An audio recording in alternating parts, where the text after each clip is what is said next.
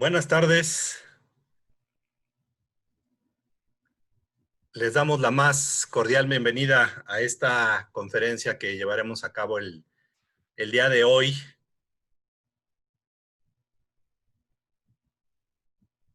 Y que contaremos con nuestro conferencista, el ingeniero David Chong Chong, que es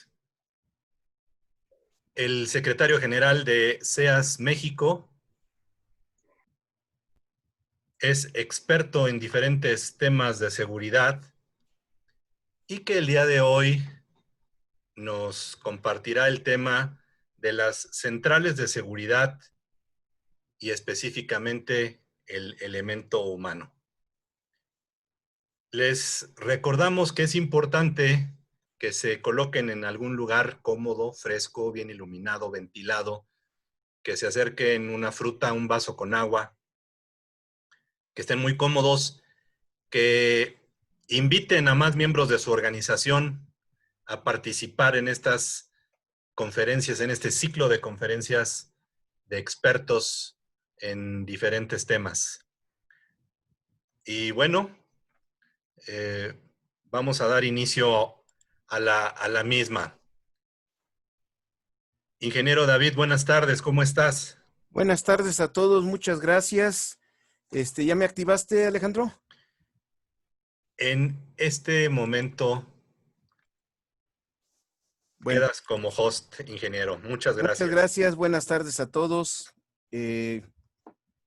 Bueno, pues vamos a continuar con el tema de la semana anterior de centrales de monitoreo, que si recuerdan, les hablamos de que era una instancia, si recuerdan, integradora de una organización. Sí. Déjenme activar esta cosa. Listo. Si recuerdan, la semana pasada vimos que una central de monitoreo era el sitio hacia donde concurren y se concentran todos los sistemas de vigilancia de una organización, a cargo fundamentalmente de las tareas de vigilancia en términos de seguridad, que se refiere a la observación de un entorno de vigilancia para detectar el surgimiento de riesgo, labor que se encuadra dentro de las actividades de detección y alertamiento en el gran contexto del proceso de seguridad, que recuerden que era captación, detección, alertamiento e intervención. La central de monitoreo se responsabiliza del núcleo, de la parte central, que era la detección y alertamiento, con un enfoque de facilitar y agilizar fundamentalmente la atención de contingencias, asumiendo una función centralizadora como el gran interlocutor entre las partes, como el gran interlocutor de muchas partes, entre clientes protegidos, corporaciones de asistencia, básicamente policíacas o servicios de emergencia, y los mandos de las propias empresas. Eso es, en general, una central de monitoreo, que podía trabajar en varias modalidades. Como apoyo a servicios de campo, estoy hablando de protección de instalaciones, custodia de transportes, protección de personas, atención de emergencias en un entorno comunitario, monitoreo de sistemas de alarmas, monitoreo de sistemas de geolocalización, básicamente para aplicaciones de rastreo vehicular, monitoreo de sistemas de videovigilancia. Y que básicamente está sustentado, está soportado en un binomio hombre-máquina, con el factor humano, el hombre, como el último elemento, el elemento consciente, responsable de discernimiento y decisión en última instancia. ¿Por qué es esto? Y aquí es donde viene lo importante. Porque la tecnología, dijimos, ayuda a hacer el trabajo, pero no hace el trabajo.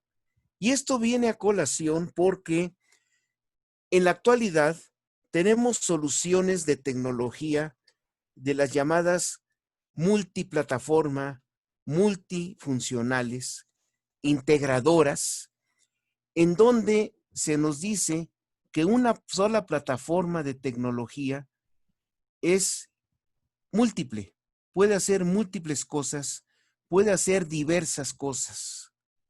Y bueno, ya se sabe que se considera que la tecnología es infalible, además de que no se cansa, que no se fatiga, no se distrae. Esto es cierto. Sin embargo, a pesar de todo lo avanzado, a pesar de todo lo sofisticado que pueda ser la tecnología, no es la tecnología la solución final. ¿Por qué es esto? Por lo que vamos a llamar los 4 grandes principios de la tecnología. El principio de la posibilidad. El principio de la posibilidad nos dice que en tecnología casi todo es posible y si no existe, se puede construir. Solo es un problema de tiempo y de costo. El principio de la capacidad, y esto es muy importante, que la tecnología, por más sofisticada que sea, nunca podrá ir más allá de su diseño y su programación. ¿Qué significa esto? Que nunca podrá hacer frente a situaciones no previstas en su diseño y su programación. El principio de debilidad. Todo lo que la tecnología puede hacer, la misma tecnología u otra tecnología lo puede deshacer, que si se fijan, va ligado al principio de posibilidad y al principio de capacidad. Y finalmente, el principio de neutralidad, que dice que la tecnología en sí misma no es buena o mala. Lo que se puede calificar como bueno o malo es el uso que se le dé a la tecnología. Por estas razones, la tecnología no es suficiente, no puede ser el que decida en última instancia, porque nunca podrá hacer frente a situaciones imprevistas. ¿Quién sí lo puede hacer? El factor humano. El factor humano que por ello sí es el elemento consciente del sistema, responsable en última instancia de todas las acciones de discernimiento y decisión, porque solo el factor humano es capaz de hacer frente a situaciones no previstas, porque solo el factor humano es capaz de tomar decisiones con información incompleta, confusa y muchas veces aparentemente contradictoria. Para ello, el factor humano requiere de preparación. Preparación en 3 vertientes: teórica, técnica y táctica. ¿A qué me refiero con esto? Teórica, conocer el terreno. Conocer el terreno, ¿qué significa? Conocer de qué se trata lo que está tratando de proteger. ¿Qué hay? ¿Qué no debe haber? ¿Cómo funciona? ¿Qué no debe de ocurrir? ¿Qué debe de ocurrir? Debe de dominar los recursos, la parte técnica. ¿Qué recursos? Los que tenga, no los que quisiera tener. Y lo más importante, conocer al enemigo. Conocer contra quién va, contra quién tiene que enfrentarse, las características de las amenazas, cómo, utilizando los recursos que tenga disponibles. Si observan, sospechosamente estos son principios basados en el arte de la guerra de Sun Tzu, pero claro, ¿qué podrían esperar de mí, verdad?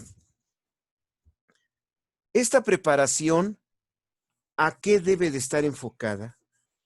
A conocer y entender de qué se trata lo que quiere proteger y hacer lo más que se puede con lo que se tiene. Porque como mencionamos anteriormente, nunca vamos a tener todo lo que quisiéramos tener, pero tenemos que tratar de resolver con lo que tenemos a la mano. Y aquí se aplica este principio de recursos humanos genérico que dice que con buen personal hasta el peor de los sistemas puede funcionar, pero con mal personal hasta el mejor de los sistemas puede fracasar. Porque este es el dique con el que se topa la tecnología. Puede ser la tecnología más sofisticada, pero si no tenemos buen personal, no sirve de nada. Por ello, aquí lo importante es conocer cómo funciona el factor humano. El factor humano funciona con esto que podemos describir como el mecanismo DIDA. ¿Qué es el mecanismo DIDA? ¿Qué significa DIDA? Detectar, identificar, decidir, actuar. El ser humano todo el tiempo está haciendo este mecanismo DIDA. ¿Por qué? Porque detectamos a través de los sentidos, la vista, el oído, el olfato, el gusto, el tacto, hasta dormidos. ¿Sí o no que estamos dormidos, escuchamos un ruido y nos despertamos, lo detectamos? Percibimos un olor, nos despertamos, lo detectamos. Consciente o inconscientemente, todo el tiempo estamos detectando. Con todo eso que detectamos, de una u otra manera, lo identificamos. De que se trata de esto, se trata de aquello. Con eso que identificamos, tomamos decisiones. ¿Me interesa, no me interesa? ¿Me afecta, no me afecta? ¿Hago, no hago? Y con esas decisiones procedemos a actuar. ¿Hacemos o no hacemos? Aquí el problema es que aquí se sustenta la falibilidad del ser humano. Si no detectamos bien porque no vemos bien y no traemos lentes, ya no tenemos la suficiente información. Si estoy enfermo de catarro y no puedo oler bien o escuchar bien, ya no tengo suficiente información. Si no detecté bien, no voy a poder identificar bien. O si detecté bien, pero no tengo el conocimiento, no lo voy a poder identificar. Pueden estar sucediendo las cosas enfrente de mí y no me voy a percatar de que es algo que me debería de interesar. Si no puedo identificar bien, mis decisiones ciertamente no van a ser las mejores. O bien, si identifiqué bien, pero no tengo los criterios adecuados, tampoco voy a tomar decisiones adecuadas. Y si no decido bien, es obvio que mi actuación va a ser cuestionable. O bien puedo decidir bien, pero si no tengo los medios para actuar, es cuestionable.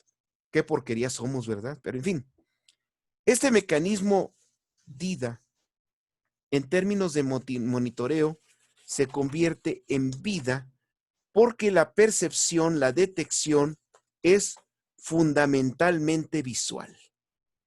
Detectamos a través de la vista, aunque no siempre, también a través del oído. Por ello, la labor de monitoreo se puede describir por el acrónimo ODA, que significa ODA, observar, decidir, actuar. Primero observamos, captamos, identificamos y con ello decidimos qué hacer o no hacer y a partir de ello actuamos. ¿Cómo funciona a su vez este mecanismo de observación? Bueno, esto es lo que hace un monitorista. Esta es la labor del monitorista. Primero que nada, identifica la imagen proyectada de la situación. O sea, ¿qué le está mostrando la situación actual? Esa imagen. Ahorita vemos de qué se trata esa imagen. Una vez que identifica la imagen, relaciona qué indicadores se están asociados a ese entorno. Y valora la presencia o ausencia de los indicadores en esa imagen. En especial, los indicadores de riesgo que siempre deben de estar ausentes. Los indicadores de riesgo deben de estar siempre ausentes porque es lo que no queremos que haya, es lo que no queremos que suceda. De tal manera que cuando se hacen presentes, de inmediato deben detonar un alertamiento.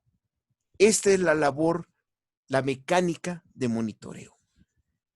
Pero hay diversas modalidades. Por ello hay que entender en cada modalidad con qué tiene que trabajar. Para ello se requiere que el monitorista tenga competencias.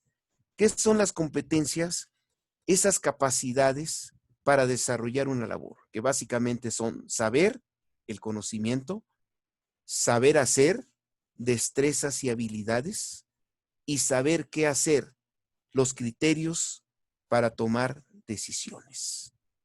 Estas competencias son y deben de ser especializadas para las características de cada ámbito de aplicación. Cada ámbito de aplicación tiene sus propias peculiaridades y por lo tanto sus propios requerimientos de básicamente 3 cosas.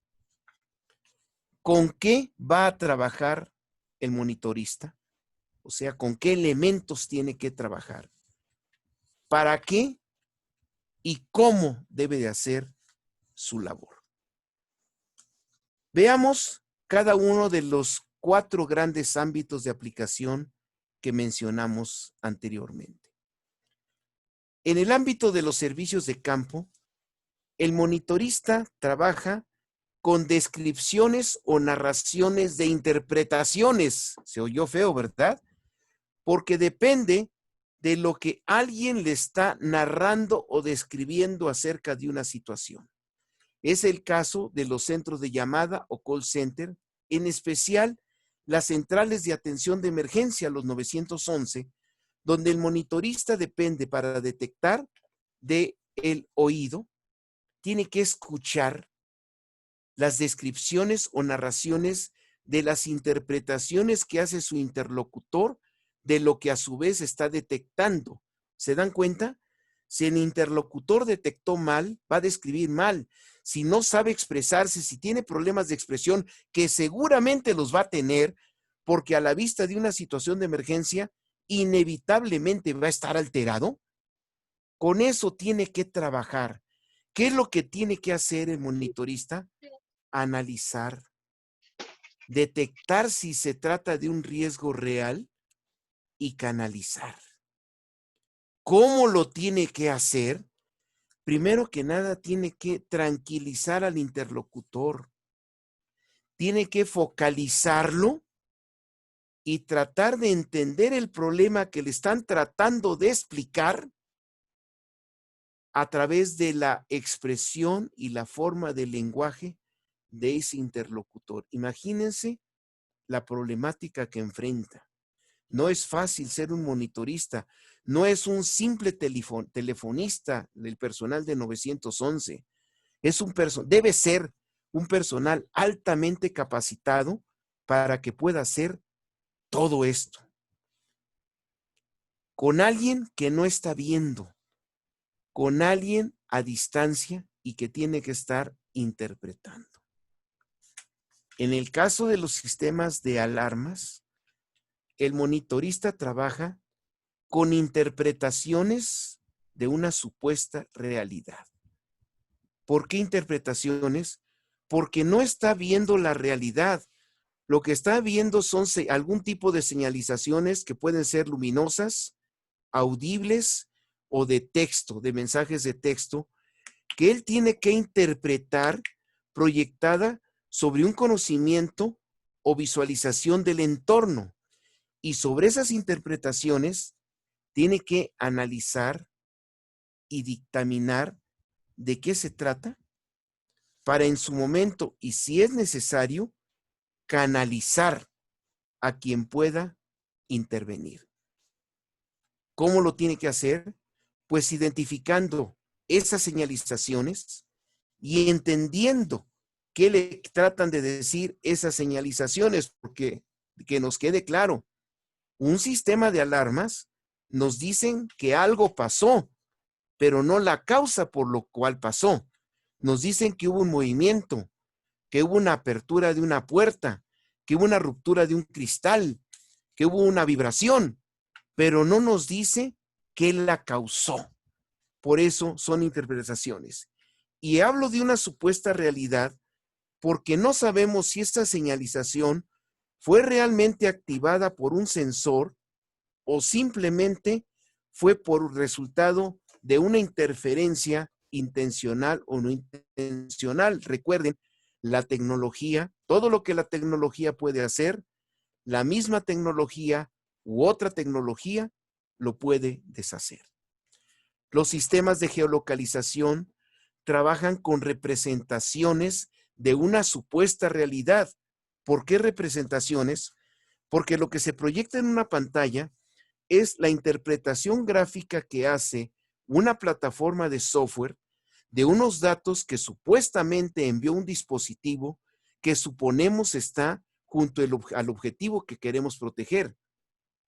Pero nadie le garantiza al monitorista que la plataforma haya interpretado correctamente esos datos.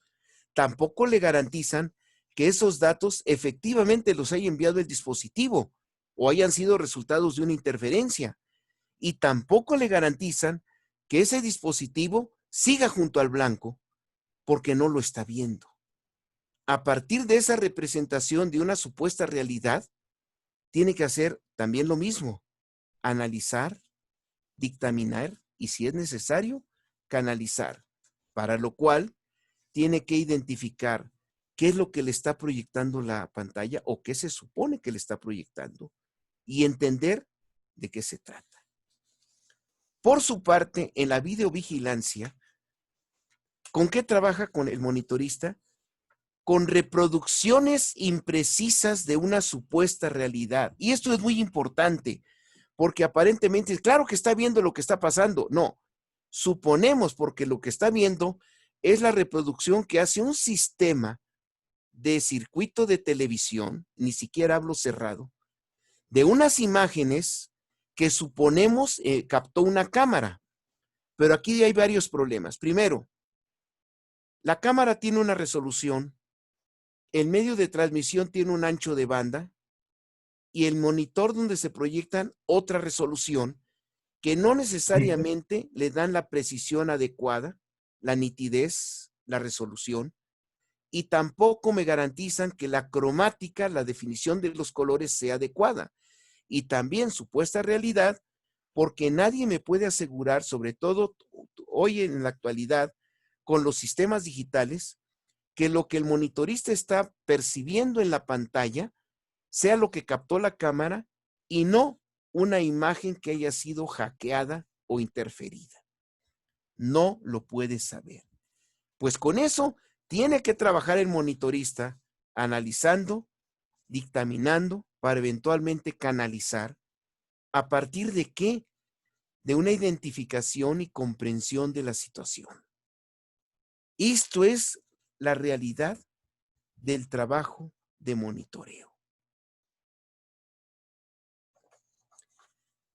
¿Cuál es la perspectiva?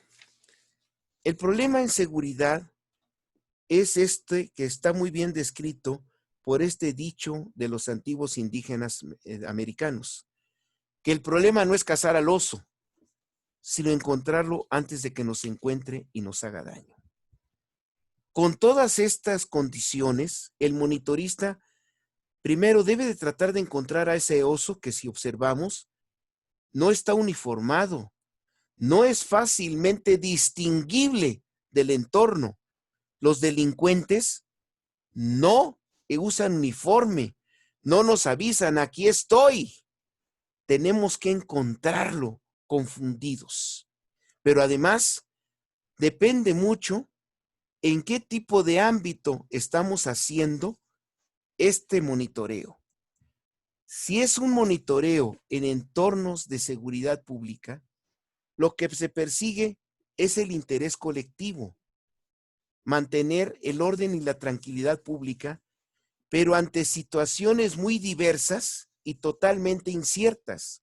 Lo que pasa en la vía pública es muy diverso y totalmente impredecible. Hay ciertas rutinas aproximadas, pero no necesariamente. Un monitorista en sistemas de monitoreo de seguridad pública se enfrenta a esto, a diversidad e incertidumbre. Por el contrario, en seguridad privada se persigue el interés particular, mantener lo que se le llama continuidad del negocio, de la instalación, de la empresa, de las personas bajo protección, con la ventaja de que las actividades bajo vigilancia suelen ser homogéneas y como parte de rutinas. Facilita, pero no necesariamente. Y aquí viene algo muy importante que debemos de tener en cuenta. A través de los sistemas de vigilancia se puede captar la comisión de delitos. Claro, de alguna u otra manera se puede captar. Pero ojo, a través de los sistemas de vigilancia se pueden registrar de alguna manera los hechos ocurridos durante la comisión de un delito.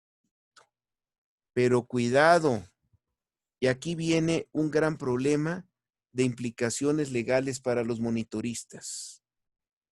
Los sistemas lo pueden captar, los sistemas lo pueden registrar, pero el monitorista no es un testigo presencial de los hechos. ¿Qué significa esto? Muchas veces se dice y se ha convocado a monitoristas como testigos en un juicio bajo el supuesto de que el monitorista vio lo que pasó. Y pues la verdad es que no es así. Un monitorista de 911 no vio lo que pasó, pero habló con una persona, sí, habló con una voz que se identificó como tal, pero como no estaba en el lugar de los hechos, no le consta que haya sido esa persona. Un monitorista de sistemas de alarma no le consta que el sensor se haya activado. Lo único que le consta es que recibió una señalización. Un monitorista de rastreo vehicular no le consta que el blanco esté en el sitio, porque su parte de muchos supuestos. Y un monitorista de videovigilancia, que son los más solicitados como testigos, tampoco vio lo que ocurrió. Vio una reproducción imprecisa de una supuesta realidad e inclusive no lo vio en exclusiva, lo que vio como parte de un mosaico, tal vez de 5 centímetros por 5 centímetros. Y aquí viene el gran error cuando se les llama a comparecer. ¿Por qué es más válida el testimonio de alguien que puede ver la grabación de ese evento? Porque quien ve la grabación la ve únicamente en pantalla grande, la puede ver, regresar, volver a regresar en cámara lenta si es necesario para apreciar todos los detalles. Mientras que el monitorista lo vio en vivo, a todo color, de manera fugaz y como parte de un mosaico de 4, 8, 16, 32 o más imágenes. La labor de una central de monitoreo descansa fundamentalmente en el factor humano, en el monitorista. Y se comete el grave error de creer que con inundar de tecnología, se dice, es que con inteligencia artificial, el día de ayer leía que con inteligencia artificial se pueden hasta predecir delitos, caray, sensacional, pero vuelvo al principio de capacidad, ¿recuerdan? La tecnología, por más sofisticada que sea, nunca podrá ir más allá de su diseño y su programación. Nos dicen, sí, pero es que aprende el famoso Learning Machine. Pero ¿qué va a aprender? Lo que se le programó para aprender. Y si no tiene los datos contra qué comparar, no va a poder hacer nada. Cosa diferente con el factor humano. Pero el factor humano tiene un límite también. No es ilimitado. Escuchamos que cada vez que hay un problema de seguridad pública o de seguridad privada, ¿cuál es la solución? Vamos a meter 20 cámaras más. Perfecto. Y yo siempre me pregunto, ¿cuántos monitoristas más vas a meter? Porque si siguen siendo los mismos 2 monitoristas, que en lugar de 32 cámaras ahora van a tratar de detectar en 64, ciertamente que la capacidad de detección y eventual alertamiento se verá seriamente comprometida. Pues bien, amigos, esta es la realidad de una central de monitoreo con ese factor de éxito en última instancia que es el factor humano. Claro, una vista muy rápida por cuestiones de tiempo y momento, pero espero que esto les haya sido de utilidad. Muchas gracias, estoy a sus órdenes. Gracias, ingeniero. Estimados asistentes, es el momento de que ustedes puedan externar todas esas dudas, todas esas inquietudes que tengan. Aquí de entrada está el licenciado Héctor Elorriaga. Excelente ponencia, maestro Chong. Estoy aprendiendo un tema que desconozco. Gracias. Bien. Vianey, también no tiene aquí el apellido, pero no, da las gracias también. Bien, alguien más que, gracias por la información, alguien más que tenga alguna duda. Ok, aquí me está llegando un inbox. Con respecto, que si puedes, por favor, ingeniero, detallar más el tema de seguridad pública versus seguridad privada. Sí, mira, en seguridad pública el problema es que son entornos públicos en donde la actividad es muy diversa, muy diversa. No es la misma gente todos los días. No son las mismas actividades, los mismos vehículos todos los días.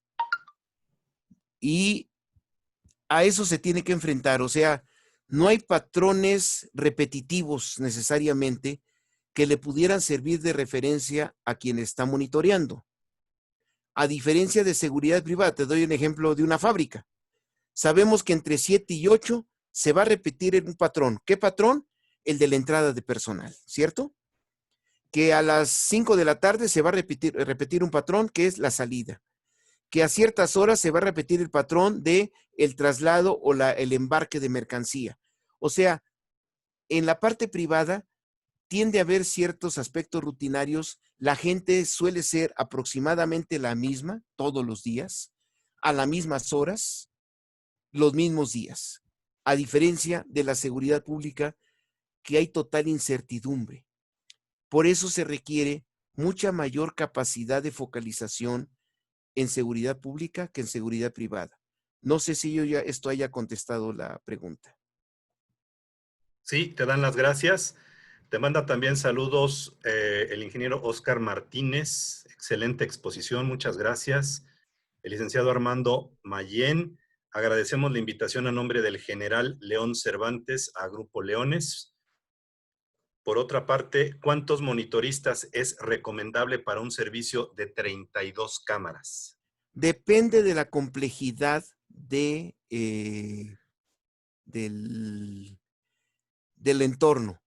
Entre actividades más complejas requiere mayor atención del monitorista, pero básicamente, digamos que una solución equilibrada pudiera ser un monitorista por cada 16 cámaras. Sin embargo, quiero recordarles algo. Recuerden que el trabajo de monitoreo está regulado por la Ley de Seguridad Privada en la modalidad 4. Y la modalidad 4 exige por turno al menos 2 elementos. Este es un mínimo por ley. Y Muy con bien. 2 elementos, pues es más que suficiente. Porque 2 elementos, si uno tiene que ir al baño, pues puede aguantar 32 cámaras, pero no todo el tiempo.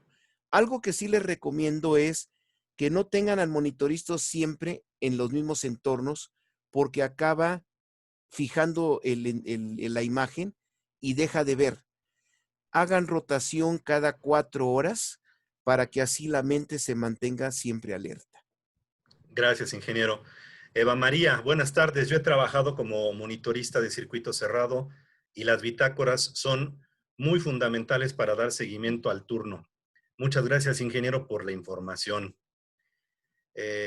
David, gracias por la invitación y saludos al profesor Chong de parte de la empresa central de víveres del sureste. Ah, Con, sí. consulta, ¿cuántas horas son las recomendadas para un turno de monitorista? Lo ideal las 8 horas, con break de 4. O sea, 4 en un entorno, 4 en horno. Gracias. Vianey, para el monitoreo de seguridad privada, el tamaño de la empresa debe ser en cuanto a personal de cuántas personas. No, en cuanto a la complejidad de la actividad, en cuanto a la dimensión de la instalación. Gracias. Nos quedan dos minutos. Por favor, ingeniero, si nos pudiera reforzar, aquí dice un inbox, la importancia del factor humano versus la tecnología, porque luego se cree que haciendo una gran inversión se soluciona todo. Lo que les dije, la tecnología nunca podrá ser frente a lo imprevisto, solo el factor humano. Solo el factor humano. Gracias. Armando Mayen, tenemos un factor negativo al tener un guardia intramuros y la responsabilidad de las cámaras. ¿Cómo poder hacer entender al cliente que el guardia o es intramuros o es monitorista? Es compleja esta conversión. Hablando en términos de costo, ¿cuánto vale lo que quieres proteger? ¿Cuánto te cuesta protegerlo? Hablen de cuánto costaría interrumpir la continuidad del negocio. Gracias. Saludos de parte del comandante Arnulfo Garibo Ramírez. Tenemos un minuto. Aquí mandan otro inbox. Dice uno de ellos, es muy importante lo que usted acaba de comentar, ingeniero David, ya que en algunas ocasiones tenemos que estar monitoreando más de 32 cuadros y como usted bien lo dice, la representación es un fragmento de la representación de la realidad. Así es. Bien. Y sí, las imágenes son pequeñas y confusas. Ingeniero, nos queda menos de un minuto. Algo con lo que gustes tú cerrar, Pues por muchas favor. gracias, ahí están mis datos. Cualquier consulta, estoy a sus órdenes en ese correo. Gracias. Ingeniero, durante el mes de agosto seguiremos teniendo conferencias. Así es, afirmativo. Ya les iremos dando los nuevos temas. Muy bien. Pues te agradezco, les agradecemos a todos su participación. Estamos muy contentos de que estén con nosotros. Seguiremos con este ciclo de conferencias. Que pasen muy buenas tardes. Muchas gracias.